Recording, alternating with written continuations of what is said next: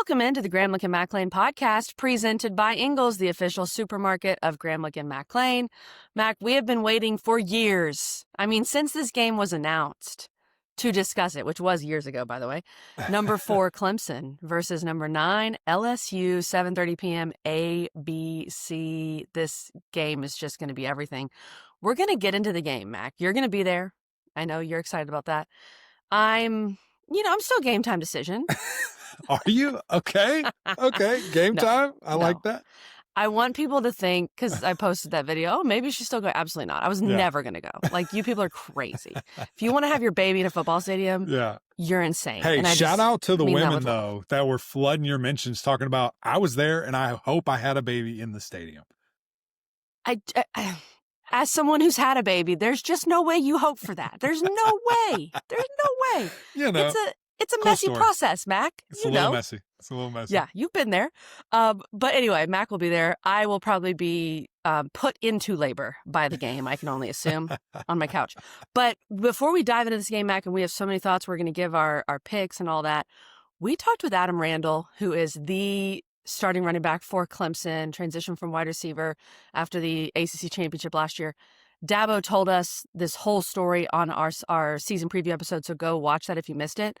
But he was phenomenal, Mac. He was so good. Yeah, he really was. And it was a joy. You know, it's funny, a joy to talk to. It's funny, we were going through this game and we're like, okay, of course this is going to be the game that we highlight. And usually we try to have a good guess around that game. And we're just sitting here going through the depth chart and we're like, well, that guy would be great. Well, that guy would be great. Well, of course, quarterback. And Adam Randall, I think that's the guy we want. And so it's really fun. Just, A, how many great, players Clemson has, but B, great leaders. And I think you guys are going to hear that with this interview. Adam was fantastic. I think he's ready for this moment. And I think he's really excited. I cannot wait to see it in person, as you keep alluding to. The huddle will be there on Bowman Field. I need y'all to be there. Please. We have to show out. We're doing a new format. 2-hour show live from the best game each weekend. I need you guys there to support.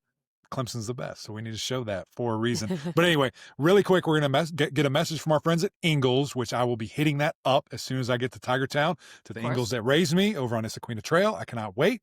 You guys need to come and do that too. Shop at Ingles, quick message, and then we're going to talk to Adam Randall. Did you know Ingles only sells USDA Choice and Prime cuts of meat? Maybe it's time to reward yourself. Our butchers cut all our meat fresh in the store every day. Grass-fed, organic, you name it. Not only that, we'll even cut it to order just the way you like it. And we grind meat fresh in the store multiple times a day. It's all in the bag. That's the best meat in town for the best folks in town. Ingles, low prices, love the savings. Adam Randall, great to see you, brother. Thank you so much for joining us. It's game week, and here we are. It feels like this offseason in particularly, it's just been taking forever for us to get to this point. How you doing? How's everybody feeling? I'm doing great. Just having the opportunity to, go through this offseason, like you said, and just, build this team. It's been really fun, and just having the ability to be at Clemson, a pristine university, has been great. So it's just been a blessing, and, just been trying to take all the moments in, just getting up to this stage of the year, and it's really exciting. Adam, we just had Coach Sweeney on a couple weeks ago, and he took us through the journey of him riding back on the bus post-ACC championship, just thinking about you, even though you guys had just won a championship. That's what he's thinking about, is Adam Randall, after, of course, your 41-yard kick return that set up the game-winning field goal. Can you tell us from your perspective how that meeting went with Coach Sweeney and the transition to running back, and just how that whole process has been for you? Yeah, so that meeting, it really wasn't like a real, meeting like where I went to his office or anything, just kind of was downstairs in our cafeteria area. We call it the bistro, and it just kind of was just, me and him talking back and forth what was best for me moving forward for my career. And after I really kind of sat down and gathered my thoughts, because it was just kind of a whirlwind of what was going on from the game to, the next morning having the party. It was a quick turnaround.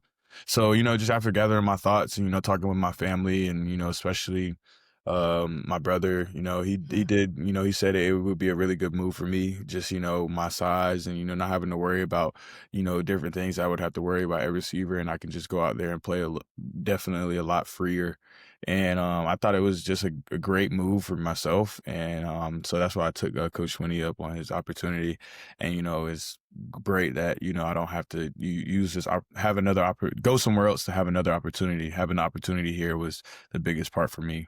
That's amazing. And just to hear, how supportive he was of that and, saying he'd help you if you didn't like it or if it didn't work out, do whatever was best for you, I think is really powerful. But I want to hear more about this transition from your perspective. So I came in as a tight end and left as an offensive guard. Like that was hard. It was hard to do. It was hard to make, kind of that transition. I assume it was a little bit easier. You got the ball in your hand, you're being an athlete, you're doing your thing. But, just for you, and maybe let's focus on fall camp, like recently. Like what things were you working on? What things did you want to get better to ultimately come out of this thing as Clemson's starting running back? Yeah. So for me, even when I was playing receiver, I would always try to attack things that I was really weak at. And going through the spring gave me an opportunity to show, to see where I needed to have improvement. Especially at the running back position. First couple of days in spring, I was just still moving like a receiver. I would say me maybe being a little bit too quick within the line of scrimmage. My bad. Our lights are gonna shut off. Hold on, let me turn them back on. Hey, technology is a great thing till it's not. It does that. Like I'm sitting here in the meeting room, and Adam, you got to get more, experience with the hands and talking like a coach, man. It'll sit here and do that like while we're watching film as well. So look at Clemson just conserving. We love that. Great. I wouldn't be surprised if it does it again. That's all. You're good.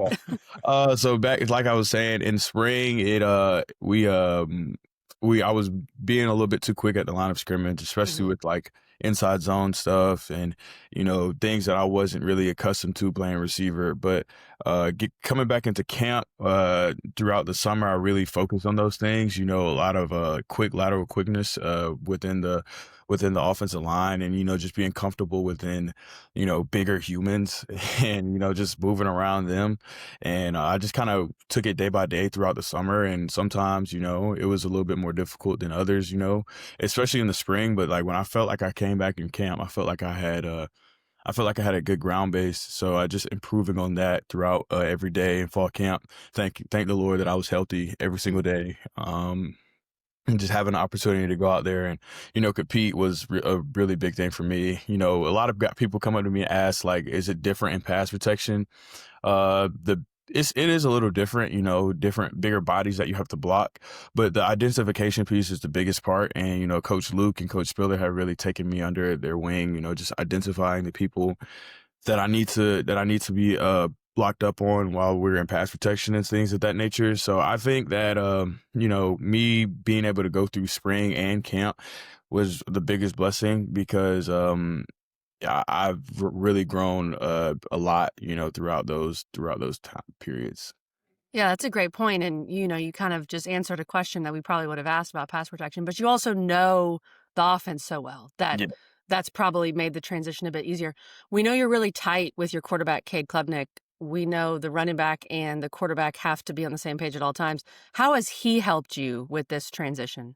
He's helped me out a lot, just doing extra film study. I mean, we watch film. I mean, me and him, this entire camp, we wouldn't go home before we watched all of our practice film. And, just seeing that what we can get better at. I mean, some days, Coach Sweeney, like, he just kind of has to calm me and him down because, like, we are two great competitors and, like, we want to get it right. So, like, sometimes we, not go at each other, but we have, like, we want to make sure that everything's right. And, just us being in the backfield together, I think that our relationship has gotten a lot stronger. And I think that, he knows where I'm going to be and he feels really good, confident with checking it down to me and knowing that I'm going to make something happen with it when I get the ball. That's amazing. And I know there's probably a different comfort level, again, just having, his buddy back there and a guy that seems like, as KG said, you guys have a really good relationship. Let's dive a little bit more into Cade because you've seen the process that he's gone through. You've seen, the highs, the lows, and now it seems like a all new high and a whole new level that he can get to. I think he's the best quarterback in the country. How have you seen him even improve from the great year last year, maybe in this fall camp and as he primes and ready for another big season? Yeah, so I've been with Cade ever since we've been freshmen, and I was his roommate when we were his sophomore year when he was going through, whatever everything that he was going through, from the media to us losing games to us, just the pressure being on him, and I just kind of wanted to be somebody that he could lean on in that time, and I mean we were all going through it, and I just feel like he got a lot. I mean, quarterbacks get a lot of the scrutiny and a lot of the praise, and he definitely got a lot of scrutiny that year. But then seeing him come back and have the opportunity that he's had to really improve going into this next season, I think that it's really great. And I think that him being in the Heisman race was something that we kind of talked about, we kind of joked and talked about while we were, at Lightsey and freshmen. But now that it's actually here, it's like, it's just so surreal. And I think the work that he's put in, it really shows. And that's the biggest part, because sometimes you got guys that they put in a lot of work, they put in a lot of effort, and it doesn't show. But his case, it has really shown that the effort and the technique and how much he's really gotten better, the experience last year, you could really see that on display. And I'm just thankful that the world has been able to see what we've seen in practice. On our show and on other shows, Dabo has called you one of the most committed guys to Clemson he's ever had and one of the best leaders he's ever had come through his program. And that says a lot. I mean, there's been a lot of guys that have come through this program, Adam.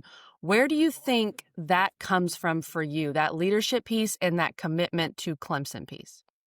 Yeah, I mean, when I was coming out of high school, it was, either basically Clemson or bust. I really, really loved this place when I was coming out of high school, just having the opportunity to, go through camps and, create relationships when I was younger and, watch them on TV. And just I remember when I was a little kid sitting watching Sammy Watkins and Taj Boyd being up there on that stage during the Orange Bowl, and like just me and my dad like just looking at each other. And I don't think he knew it at the time, but like that's just kind of when I turned into a Clemson fan. There's like pictures of me coming to games and like, just being little, and my dad, we were, because I mean, back in the day, Clemson would play South Carolina State, and that's where my dad went to college. So he would always bring us to that game. And one game, I asked my mom if I could get a tiger tail, and she held it from me for a really long time until we got back home. But she actually bought me one. And she says to this day that like that's the thing that kind of made me a Clemson Tiger. But yeah, so I'm just really committed to the place and, really devoted to where I'm at. And I just want to, make it the best place that I can make it for the next, 3 to 4 months that I'm here. So I just want to give, whenever I commit myself to something, I want to give my all to it. I mean, if that's to Myrtle Beach High School or to Clemson football, I mean, it's wherever I'm at. I just want to be devoted to where my feet are. That's amazing, man. And a great answer. And I absolutely love that. Let's talk about this defense. Last one, we'll get you out of here. You're a TV star. You got to go and do some big TV here. I think these guys can take a step. Obviously, it was a lower point of the team last year. And I think a lot of those guys know that, statistically where they were and just not the standard that Clemson defense is used to playing. You go against them every day. You see these guys every day in practice. How have they improved? And what is the expectation for this Clemson defense? Just ever since the spring when Coach Allen came in, just the tenacity and the aggressiveness and, just the speed has been so much more, prominent that you can see on the field. I mean, the team, they're just moving a lot quicker. I just feel like a lot of guys are playing a lot freer. A lot of guys are in better positions than they were last year to, go make plays. I mean, and with additions of Will Help and Jeremiah Alexander, you add some guys like that to the defensive side of the ball, and it just brings a different element to our defense. And I mean, Will Help is a dude. I mean, Jeremiah is going to be a really, really good rotational backer for us. And I think that those the guys that we have coming back, I can sit here and rattle off so many names, but they're just so committed to the standard, and I really think this spring. And this summer, watching guys like Wade Woodaz, TJ Parker, and Peter Woods, come to workouts when workouts start at 6:00 and they're here at 5:15 or 5:25, in the weight room earlier than everybody else. It really set the standard for the entire team, and it set to show me I needed to pick up the slack. So I was in here with every day as well, because I didn't want the defense to be doing more than offense. That's right. Just them setting the standard for that side of the ball has just really been so so important for our team. I think, just going out there every day, and they love to compete, which is the biggest thing for me. I love being around people who want to compete. It doesn't matter, if it's in ping pong or bowling down there. I mean, everybody is always wanting to compete. So it just carries over to when we're out there on the field. Yeah, you sound like Coach Sweeney, and I love that. I lied. I do have one more for you, just because this is such a big game and huge magnitude. What does this opportunity mean? What is this opportunity for Clemson playing a top 10 team in the Valley at home to kick off the season?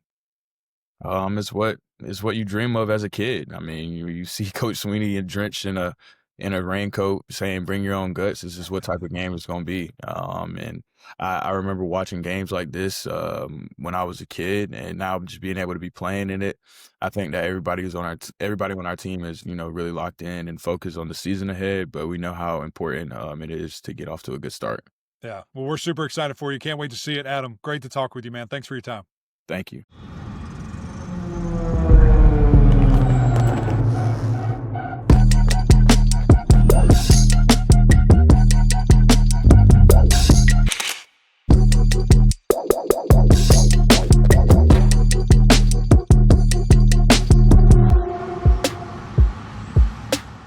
Thanks again to Adam Randall and Ross Taylor over at Clemson for getting us that interview.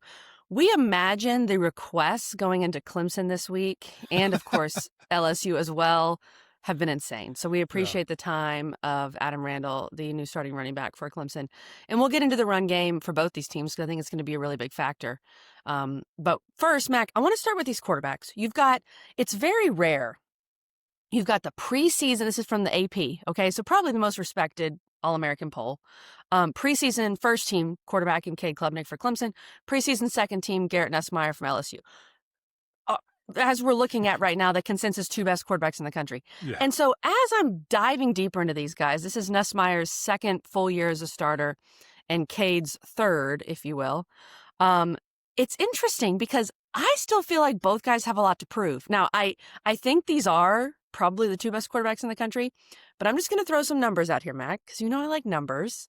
And then you tell me if these numbers mean that much or if you don't really see that they do. Mm-hmm. Basically, I looked at these two quarterbacks versus ranked teams last season. They each played 4 ranked teams. Wow. Clemson and LSU each played 4 ranked teams. Shocker, right, Mac? And both quarterbacks, or as we would interpret it, both teams went 1-3 against those ranked teams, right? Nussmeier in those games against Southern Cal, the opener, which LSU has not won an opener since 2019. Ole Miss, Texas A&M, and Bama. Those were those games. They beat Ole Miss, lost the other 3. Nussmeier, he threw for a lot of yards. Completion percentage a little lower, but he threw the ball a bunch, like 50 times in multiple games. 323 yards per game. 8 passing touchdowns, 8 picks, and a rushing touchdown. Cade also went 1-3 in those games, beat SMU, lost to Texas, South Carolina, Georgia, 255 passing yards per game, 7 passing touchdowns, 3 picks, 2 rushing touchdowns, completion percentage a little higher than Nussmeier. My point, all of this, Mac, is I think both these guys still have a lot to prove. I think they're both very good, but when you look at the big games, there's still kind of a question mark of which guy are we going to see. Well, it's why they both came back, right? Like to solidify that, to take that next step, to be, the first quarterback taken. And we're probably going to see that. The guy that, outduels the other is going to have great pole position, have a lot of excitement to do that when the draft comes around here in April, May. And so to me, KG, I think that it is telling just because, as you mentioned, those opponents, they're very good, and those games are harder to win, and they're harder to play in, and everyone around you is better. The team you're going against is better than the typical team. And to me, it really, the more telling thing is the interceptions. Like because am I putting our team in a bad spot? Are we in a bad spot and I'm trying to get out of it? What does that really look like? How much does the team fluctuate with my performance? And as we know, quarterback being the most difficult and the most important sport or position in all of sports. And so I am fascinated to see how they outduel each other. And listen, I was talking with Aaron Murray earlier, and he said, when you're playing a game like this, where it's another quarterback of this magnitude, there's going to be that little whisper in your head, I cannot lose to this guy. Like, I've got to do Really? better Okay. than he does. If he makes a big throw, I have to make a big throw. If he does this, I have to do that. And so how do those guys handle that? How are they able to kind of keep that together and maybe not overthink that, and maybe not try to think they have to do too much? I do think what's fascinating when you look at both quarterbacks, I think Cade, although he can do everything. He can do it all. I think Cade has to do less. I think Nussmeier has to do more. When you look at the offensive line of LSU, probably going to end up being okay, but a lot of new faces, brand new offensive line. They have 5 guys who are, in NFL training camps. When you look at Clemson, all back. Studs. I mean, you're talking about a team or a unit that potentially could win the Joe Moore Award at the end of the year, best they've had in years, because they're all old. They all came back. They're all staying together. When you look at the receiver position, probably from an outsider's perspective, probably pretty even. Again, statistically and numbers wise, I think you give Clemson the nod there. But on the defensive side of the ball, Clemson's just in another category right now. When you look at the personnel, when you look at the prospects, when you look at the draft picks that Clemson is going to have this year, LSU maybe has some pieces. They don't have all of that. And again, the offensive line is going to matter where Garrett's going to be seeing ghosts. He's going to be pressured. How much can he use his legs to help him? Where Cade might just be sitting back there building snowmen, taking shots. He's going to have all the time in the world. So we think. We'll see. I think that's a big factor too. Just kind of that external pressure of I have to be perfect for my team. Interesting. Yeah, I think that's fair to say maybe Nussmeier has to do more. I mean, you look at all the times he was asked to throw the ball 40 plus times last year. It was a lot. Yeah. And we all know Cade is more mobile. When you look at Nussmeier, he took less sacks than Cade last year, but he literally finished the season with negative 38 rushing yards, which I know is a sack issue, obviously. Cade had almost 500 rushing yards, and Cade is a lot more mobile. Right. He took less sacks also because he had, one of the best offensive linemen in the world, had a great offensive line that just, and I think the teams, I did this, I should have prepared better. I'm so sorry. I had a stat. I don't think they played like all world beaters that got back there to the quarterback in regards to teams they played with the amount of sacks. But you're right, it's a stat to look at, certainly a big deal. That will be severely tested in the Valley. If they throw it 40 plus times, he's going to be hit a lot. He's going to be sacked 4, 5, 6 times. That's going to be a guarantee. Because guess what do you do as a defense, KG? If I know you can't run the ball, which last year LSU could not run the ball. They just couldn't do it. I'm going to pin my ears back and I'm coming after you. Like, I know what's happening, and it's hard. As an offensive lineman, it's really hard when that guy across from me knows what we're doing every single play. For me to one-on-one, when I'm going backwards, by the way, against a 6'5", 275-pound werewolf, it's very difficult to do. Yeah, if that guy's name is Peter Woods, I would imagine that would be terrifying. But I think the run games are huge in this game because Nussmeier, as we've talked about, he's just not very mobile. So can this brand new O-line for LSU protect him enough when you have these werewolves on the D-line for Clemson? Can this D-line live up to the expectations? Because a lot of these guys were here last year for Clemson, and they didn't live up to expectations in a lot of ways.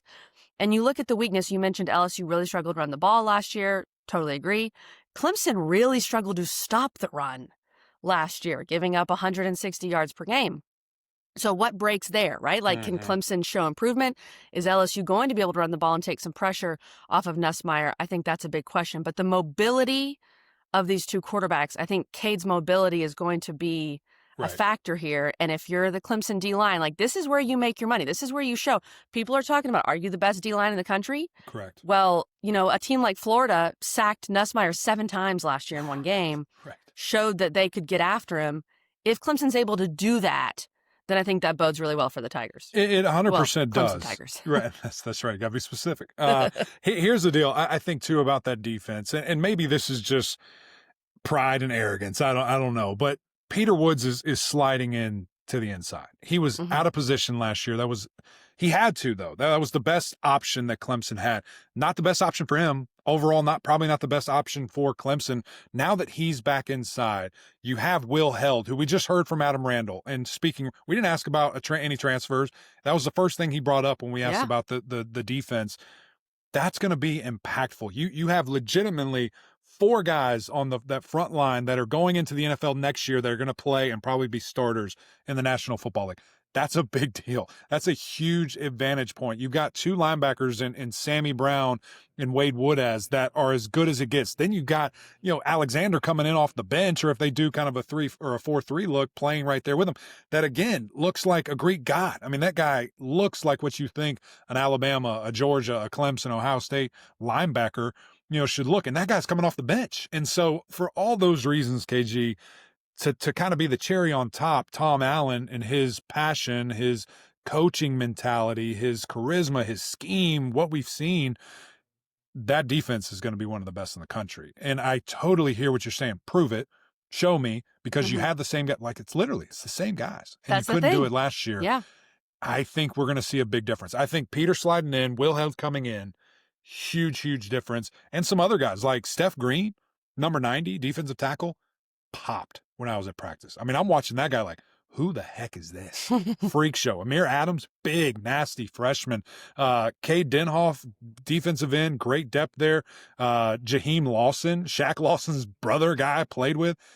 Unbelievable strides. This defense, as you said, you got to go do it, and you're going to have an unbelievable proving ground with the attention of the world week 1 against LSU. Well, you mentioned Shaq Lawson's brother. We have to mention how old Adam Randall was calling you in that interview, saying, I wanted to play for Clemson after watching the 2013 Orange Bowl. Well, Mac was on that team. So. I know. He said, growing up watching, back when I was a small boy and I was watching the 2013 Orange Bowl. I was like, yep, I was a junior in that game. Cool, man. Sweet. That was cool to hear, though, from Adam Randall and all that. And I'm sure there's so many guys on this LSU team that have the same thoughts about LSU, maybe even more recently with, of course, the national title, which they beat Clemson. So this is a rematch of those two brands. Okay, Mac, let's pump the brakes for a second, because here's what, if an LSU fan is watching this, which, welcome. Or maybe from the more national perspective, even though Clemson is getting an insane amount of hype, and yeah, people are high on Clemson. Clemson is 1-6 against the spread in their last 7 games against the SEC. So you throw that out there. They lost all 3 games they played against the SEC last year. Georgia, obviously, I feel like Clemson fans have flushed it. Like, they know it was so long ago. It feels so long ago, but it still happened. South Carolina, you felt like you had every chance to win the game. Cade played really well when you look at his numbers there, but you didn't. And then Texas, you played great. And Texas was a really good team, but you still couldn't find a way to go win that game. So that's what I think is kind of the devil's advocate in a lot of ways here, Mac. And I've seen a lot of, this is a huge game for Brian Kelly. Like, Brian Kelly can't win openers. LSU can't win openers, blah, blah, blah. And LSU has a really tough schedule this season. Yep. But if LSU goes 9-3 and, they're knocking on the door of the playoff, like Brian Kelly, I think he's going to be fine. Maybe LSU fans feel differently. I know he's a little bit on the hot seat.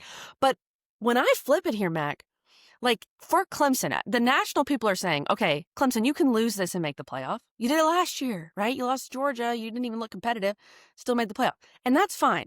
But I think this game means a lot for Clemson from a national standpoint of, is this team really in the realm that it used to be? Correct. So I'm not necessarily buying that this game is so much more important for LSU.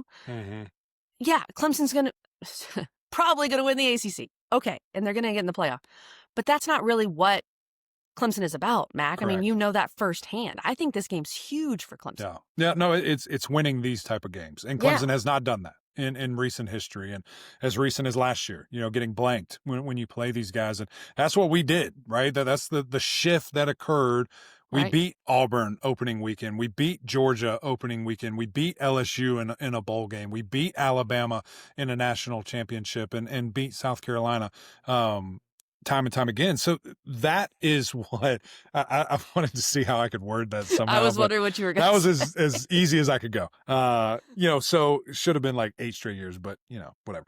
Anyway, so that's what you have to get back to. That's what you have to get back, to doing, and what an opportunity. And I think that dry area, time where Clemson didn't do that the last year and the year before and part of the year before was that they were so young. They were very inexperienced. They couldn't stop the run last year, which was such a huge issue in those 3 SEC games specifically. Yep.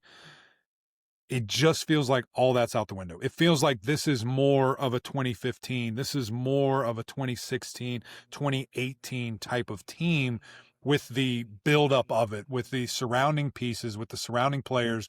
And it goes back to, do you have an elite quarterback? Yes. Do you have an elite defensive line? Yes. When Clemson has those two things specifically, they win national championships. And so that's all here this year. And it's interesting too. You talk about pressure. What does it mean? Things of that nature. It feels like to me there is way more pressure on Clemson in general this year because what's next? Cade Klubnik is gone. You lose everybody. Adam Randall is gone. That whole D-line is gone. The linebackers, secondary, Antonio Williams, some of the wide receivers, gone. What's next? And so if you don't do it this year, when are you going to do it again? And so from that aspect, it just feels like, but can that be freeing too? Like knowing that we're that team? And I hear guys like Wade Woodaz saying, I'm so sick and tired of seeing these pictures of X player. I'm so sick and tired of hearing Coach Sweeney talk about X team. I want it to be our team. And that's important to me. I think that matters, where you're not riding coattails. You're building your own coat. You're sewing your own thing and making that happen. That's where these guys are mentally. Does it translate to the field? The good thing is we get to find out very first weekend. Can't wait. Build your own coat, Mac. I like That's this. what you got to do. Even though Bring your own guts, build your own coat. you don't need it because it actually doesn't seem like it's going to be too hot Yeah, in it'll be Death fine. Valley for that I can't game. wait. All right, one more thing from me. Now let's make a pick. I'm going to be honest, Mac. Special teams worries me. And I know because you're an offensive lineman, you're like, special teams, who cares, right? Clemson lost games last year because of special teams. Yeah, sure. They also won. The SMU game with the field goal, but the field goal unit seems to be fixed. Now you still had like 5 kicks blocked last year. Like, I want to believe it. The punting, Mac, it's a hill I'm going to die on. LSU has a really good kicker. Yeah. They've got a good punter. And LSU has had a lot of history recently of returning kicks. Clemson doesn't return kicks. They don't even try. Adam Randall is the one exception.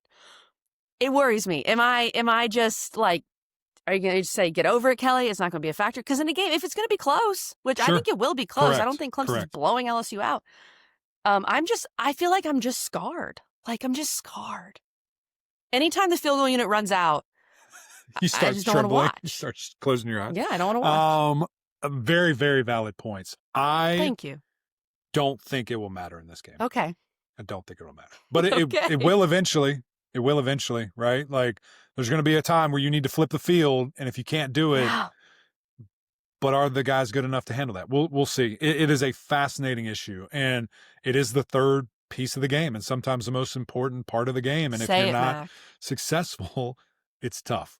I don't know what you want me to say. I'm tired of talking about them. I know you don't believe it, but you did say. No, I believe it. I do. I believe it. I believe it. It's an instrumental part, and that's how we beat LSU when I was playing. It was a game-winning field goal. Game-winning field goal. It's a huge piece. I don't think that'll be the issue. I think Clemson. Let's transition to picks. I think the line is 4. Is that right? 4 right now. It's 4 is the number.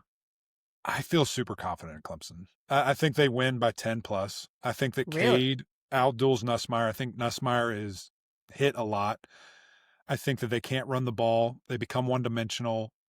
Tom Allen says, go hunt. And I think that's a different beast. Now, again, they have skill. They have great players. They have great singular players on defense. That was an issue for them last year, specifically depth-wise. I like LSU's linebackers. I think they're really good players.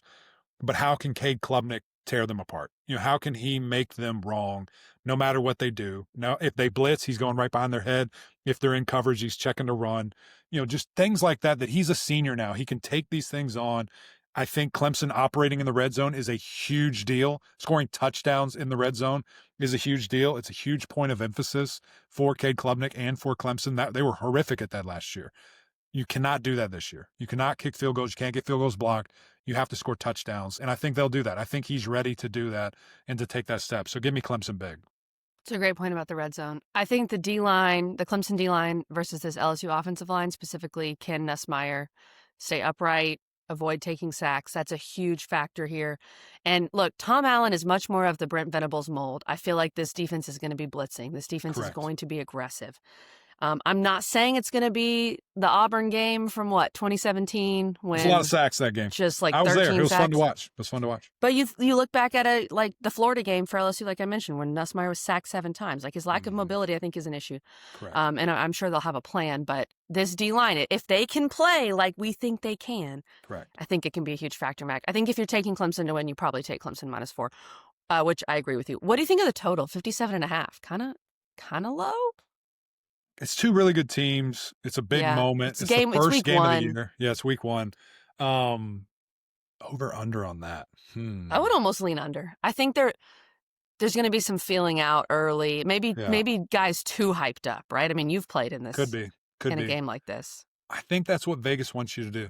I'm going over. Interesting. Okay. I think I'm going over. I think I'm going opposite of what they want. Smart. We'll see. I like that, Mike. Why don't Clemson just blow them out by 90? That'd be great. It'd make me feel really good. I'd be insufferable on TV. I hope it happens. You would be. And that's what we want. That's unfiltered Mac is a dangerous place to be.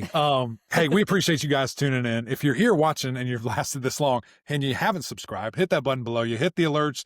We've got some fun content coming out. We will have an episode coming on Friday where we break down the rest of the weekend's games. We already did part of that. If you missed it, go back an episode and you'll see that. But it's a long weekend, huge opportunity for the ACC. We cannot wait to cover it all. Appreciate you guys as always. But until next time, we'll see y'all.